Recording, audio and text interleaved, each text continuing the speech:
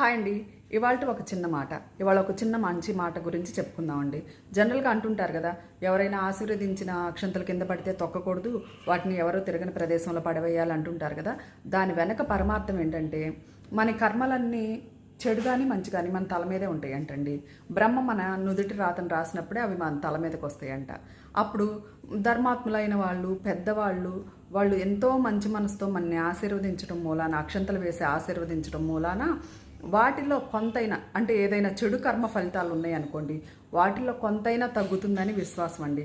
అందుకనే పెద్దలైనా సరే, గురువులైనా సరే మనని ఆశీర్వదించినప్పుడు ఆ అక్షంతలు ఒకవేళ తెలియక కింద పడినా, పొరపాటున కింద పడినా వాటిని తీసి ఏ పారే నీళ్లలోనో తొక్కని చోట వేయాలని చెప్తుంటారండి. అదండి ఇవాళ మంచి మాట. ఎలా ఉంది, మీకు నచ్చిందా? నచ్చినట్లయితే ప్లీజ్ లైక్ చేయండి, షేర్ చేయండి, సబ్స్క్రైబ్ చేసుకోండి. మరొక చిన్న మాటతో మళ్ళీ మీ ముందుకు వస్తాను.